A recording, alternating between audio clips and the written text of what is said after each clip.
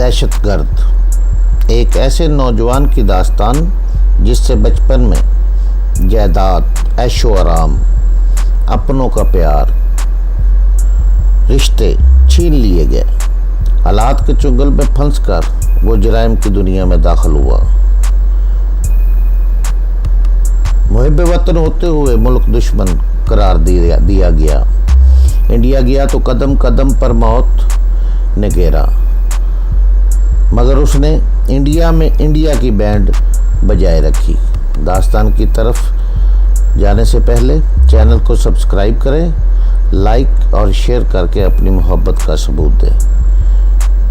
ایک دل ہلا دینے والی داستان، دہشت گرد۔ دہشت، قسط نمبر 95۔ اچانک مجھے گلوریا کا کہا، مجھے وہاں نہ پا کر بیچاری کتنی پریشان ہوئی ہوگی، نہ جانے تیمور کی سال میں ہوگا۔ وہ لوگ تو میری محبت میں یہاں دوڑے چلے آئے تھے۔ پھر مجھے ان لوگوں کا خیال آیا جنہوں نے مجھے اور گلوریا کو اغوا کیا تھا۔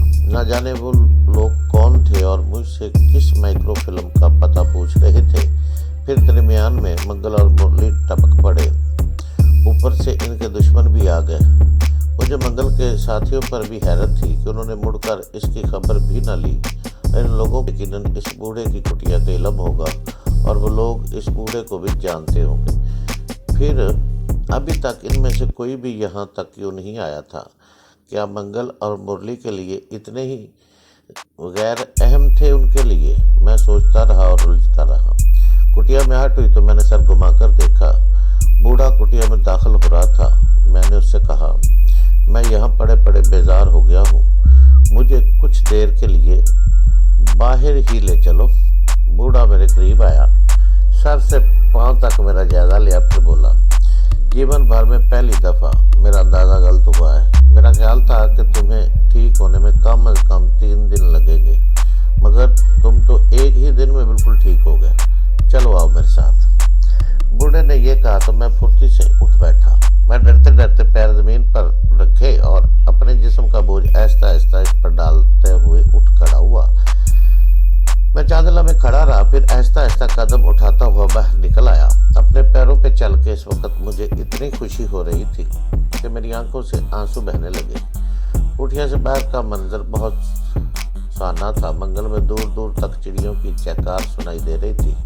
ٹھنڈی ٹھنڈی ہوائیں چل رہی تھیں، مگر حیرت انگیز طور پر مجھے سردی کا احساس نہیں ہو رہا تھا۔ میں نے 2-4 گہرے گہرے سانس لیے اور بوڑھے سے پوچھا، میں جاگنگ کرنا چاہتا ہوں۔ بوڑھے نے کچھ نہ سمجھنے والے انداز میں میری طرف دیکھا تو میں نے جلدی سے کہا، میرا مطلب ہے میں دوڑنا چاہتا ہوں۔ دھیرے سے کام لو بالغ، اس نے جواب دیا، ابھی تم دوڑنے کے قابل نہیں ہو۔ میں خاموشی سے ایک پتھر پر بیٹھ گیا۔ بوڑھا بھی میرے ساتھ بیٹھ گیا۔ میں نے یہ موقع غنیمت جانا اور اس سے پوچھا، بابا اگر برا نہ مانو تو ایک بات پوچھوں؟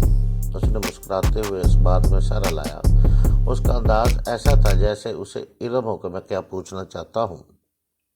تم کون ہو بابا، اور اس ورانے میں کیوں پڑے ہوئے ہو؟ میں نے اس سے وہ سوال کر لیا جو گزشتہ 2 دن سے میرے ذہن میں کلبلا رہا تھا۔ بوڑھے کے چہرے پر پھر مسکراہٹ نمودار ہوئی اور وہ پرخیال انداز میں بولا، میں کبھی ڈاکو تھا، مگر برس گزرے میں نے پاپ کے کام چھوڑ دیے۔ مگر اس کے لیے اس جنگل میں رہنے کی کیا ضرورت ہے؟ میں نے پوچھا، تمہاری عمر تو گزر گئی بابا، تمہیں کم از کم اپنی بیٹی کا خیال کرنا چاہیے۔ یہاں رہ کر تو وہ جہل رہ گئی ہوگی، کیا اسے بھی ساری زندگی اس ویرانے میں رکھو گے؟ میری بات سن کر بوڑھا پھر مسکرایا اور بولا، کانتا میری بیٹی نہیں ہے، بلکہ میرے ایک دوست کی بیٹی ہے۔ اس کی وجہ سے میں اس جنگل میں پڑا ہوا ہوں۔ شہروں میں اس کے انگن دشمن ہیں۔ جب تک وہ 21 سال کی نہیں ہو جاتی اس کی جان خطرے میں ہے۔ یہی سوچ کر میں اس جنگل میں آ گیا۔ رہا سوال اس کے جہل رہنے کا، تو ایسی بھی کوئی بات نہیں ہے۔ یہ آنے سے پہلے اس نے کالج میں داخلہ لے لیا تھا۔ اس وقت اس کی عمر 15 سال رہی ہوگی۔ اب 2 سال سوا سال رہ گیا ہے، پھر کانتا 21 سال کی ہو جائے گی اور باپ کی سب دولت اور جائیداد اسے مل جائے گی۔ بوڑھے نے تفصیلی جواب دیا، پھر مسکرا کر بولا، اب تو پوچھو کہ کانتا کے باپ سے میری دوستی کیسے ہوگی؟ یہ ایک لمبی داستان ہے جو پھر کسی وقت سناؤں گا، مگر بابا اس جنگل میں وقت کیسے گزرتا ہوگا، کھاتے کہاں سے ہوگے؟ میں نے پوچھا۔ جگو میرا بہت پرانا ساتھی ہے، بوڑھے نے خلاؤ میں تکتے ہوئے کہا۔ اس وقت میں سردار تھا، یہ کوئی 20 برس پرانی بات ہے۔ پھر کئی برس تک وہ میرے ساتھ ڈاکے ڈالتا رہا۔ آدمی دیدار اور زبان کا دھنی ہے، کسی کو ایک دفعہ دوست کہہ دے تو مرتے دم تک اسے نبھانا بھی جانتا ہے۔ بوڑھا خاموش ہو کر کچھ سوچنے لگا۔ میرے دل میں آیا کہ اسے ٹوک دوں، یہ جگو کا تذکرہ بیچ میں کہاں سے آ گیا، مگر میں خاموش رہا۔ جب میں نے سرداری چھوڑی تو گروہ کے دوسرے ساتھیوں نے جگو کو سردار بنا لیا۔ نہ جانے کیوں میرا دل اس دنیا سے اوچاٹ ہو گیا تھا۔ میں نے سب کچھ تیاگ دیا۔ پھر جب میرے یار کا دیہانت ہوا تو وہ کانتا کو میرے حوالے کر گیا۔ میں اسے لے کر اس ویرانے میں آ گیا۔ یہاں آ کر مجھے جگو کی ضرورت پڑی۔ ایسے وقت ہی وہی میرے کام آ سکتا تھا۔ اب مہینے 15 دن بعد جگو مجھے کھانے پینے کا سامان دے جاتا ہے۔ بوڑھا میری طرف دیکھ کر مسکرایا اور بولا، میں نے برسوں اس طرح کے لوگوں پر سرداری کی، مجھ سے زیادہ انہیں کون سمجھتا ہوگا۔ میرے اس ٹھکانے کو صرف 4 آدمی جانتے ہیں، جگو، مرلی، منگل اور نادر خان۔ یہ 4 آدمی ایسے ہیں کہ اپنی جان دے دیں گے مگر مجھ پر آنچ نہیں آنے دیں گے۔ 5ویں آدمی تم ہو، مجھے یقین ہے تم کو بھی میرے راز کو راز ہی رکھو گے۔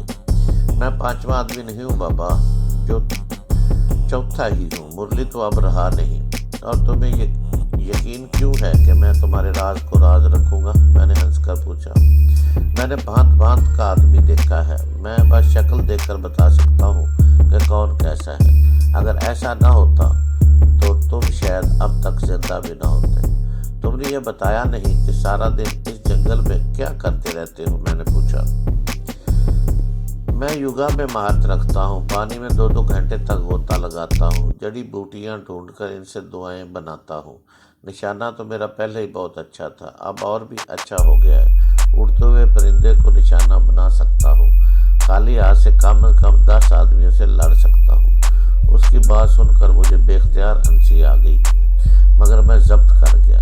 وہ دان پان سا بوڑھا نہ جانے کس خیالی دنیا میں رہ رہا تھا۔ اگر میں پوری قوت سے اس کے ایک ہاتھ رسید کر دیتا تو وہ دوبارہ اٹھنے کے قابل نہ رہتا۔ تمہارا یہ وچار ٹھیک ہے مالک، بوڑھے نے میری آنکھوں میں دیکھتے ہوئے کہا۔ تم یہی سمجھ رہے ہو نا کہ یہ بوڑھا سٹھیا گیا ہے، ایک ہاتھ پڑ جائے تو دوبارہ اٹھنے کے قابل نہیں رہے گا۔ میں بری طرح چونک اٹھا۔ تو کیا بوڑھا سوچ پڑنے پر بھی قادر ہے؟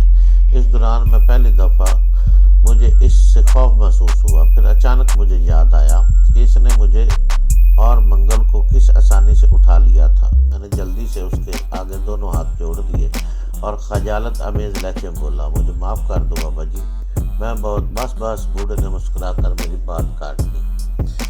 تو بہت مہان ہے بیٹا، میرے آگے ہاتھ مت جوڑ، تو سچا اور کھرا آدمی ہے، میں تجھے پسند کرنے لگا ہوں، اور جو شکتی بھی میرے پاس ہے وہ میں تمہیں دے دوں گا۔ کیا تو اس جنگل میں میرے ساتھ ٹھہرے گا؟ میں تو خود بھی یہی چاہ رہا تھا بابا، میں نے جلدی سے کہا، مگر مجھے بہت سے کام کرنا ہے۔ میری پتنی میری وجہ سے بہت پریشان ہوگی، میرا دوست بھی مجھے دیوانوں کی طرح ڈھونڈ رہا ہوگا۔ اگر میں یہاں رہ گیا تو ان کا کیا بنے گا؟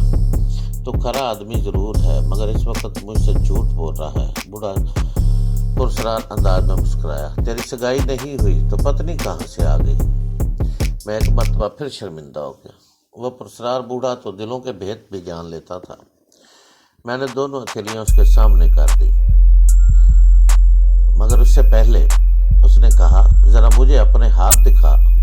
بوڑھے نے جب مجھ سے یہ کہا کہ اپنے ہاتھ دکھا تو تاکہ میں تیری ریکھائیں سے پوچھوں کہ وہ کیا کہتی ہیں، تو میں نے جھٹ سے اپنے ہاتھ اس کے آگے کر دیے۔ وہ بہت غور سے میرے ہاتھ دیکھتا رہا، پھر پرخیال انداز میں بولا، تو سچا دیش بھگت ہے، تو نے انگنت بار دیش کے لیے اپنی جان جوخم میں ڈالی ہے، مگر تجھے اس کا صلہ نہیں ملا۔ ہاں، تو جس کام سے یہاں آیا ہے اس میں کامیاب نہیں ہوگا۔ ویسے تو بھگوان ہے جو اس لوگوں کو بھروسہ کرنا چاہیے۔ وہ تیرے جو دوست ہیں وہ سچے دوست ہیں، مگر تیری سگائی میں ابھی دیر ہے۔ مجھے سگائی کی فکر نہیں ہے بابا، میں نے ہنس کر کہا۔ مجھے یہ تو بتاؤ کہ میرا قیام کیوں نہیں ہو سکے گا؟ اس نے میری ہتھیلی پر نظریں جما دی، پھر سر ہلا کر بولا، وہ کام ہوگا مگر دیر سے ہوگا، ابھی وہ سمے دور ہے۔ اب جلدی سے یہ بھی بتا دو بابا کہ میں یہاں کب تک رہوں گا؟ میں نے بےتابی سے پوچھا۔ اس نے میری ہتھیلی پر نظریں جمائی، پھر آنکھیں بند کر کے کچھ سوچنے لگا۔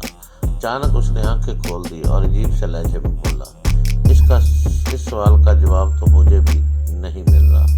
جواب نہیں مل رہا یا مجھے بتانا نہیں چاہ رہے ہو؟ میں نے ہنس کر پوچھا۔ نہیں بیٹا، کچھ ایسی باتیں ہوتی ہیں جن کا جواب بڑے سے بڑا گیانی بھی نہیں دے سکتا۔ پھر وہ موضوع بدلتے ہوئے بولا، چل میں تجھے یوگا سکھاؤں۔ میں نے بھی اسے زیادہ خریدنا مناسب نہ سمجھا۔ میں نے فیصلہ کر لیا تھا کہ صحت یاب ہوتے ہی یہاں سے نکل جاؤں گا، منگل کو بھی یہیں چھوڑ جاؤں گا۔ پھر بوڑھا کافی دیر تک مجھے یوگا کی ابتدائی مشقیں سکھاتا رہا۔ جب سورج نکل آیا تو ہم کٹیا کی طرف چل دیے۔